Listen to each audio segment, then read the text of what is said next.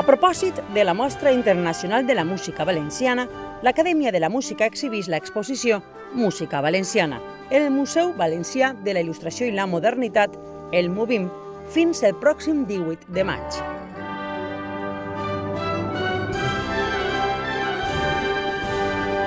Més de 130 partitures, moltes d'elles originals dels compositors valencians més emblemàtics, ja es poden llegir en el MUVIM.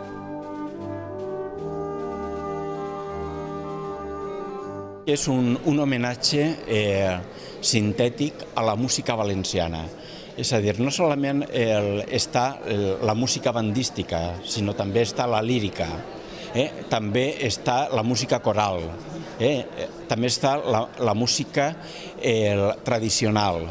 Jo crec que és un xicotet homenatge de recordar-nos que realment som una potència, fora i ací, musical.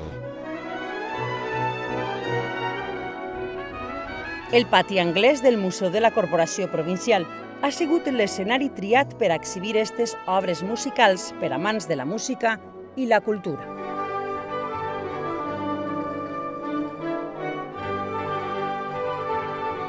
Hem sigut la primera casa pionera en importar paper pautat, que és on escrivien la música.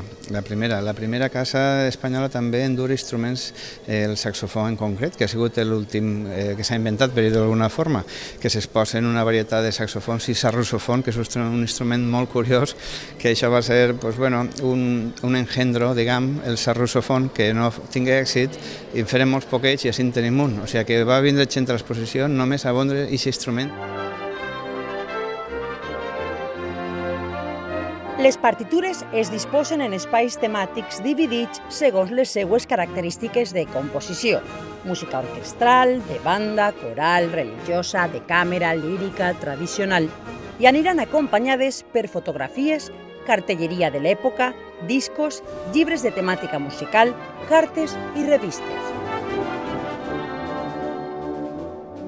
El que fa fer que València, la nostra comunitat, siga important és el conjunt de tantes coses.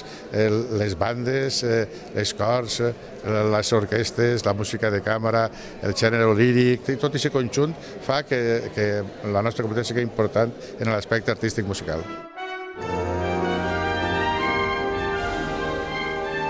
Completa la proposta una interessant col·lecció de 24 instruments de vent antics utilitzats en el seu moment per reconegudes bandes de música de la comunitat, gràcies a la col·laboració de la col·lecció privada de Cellers Baviera.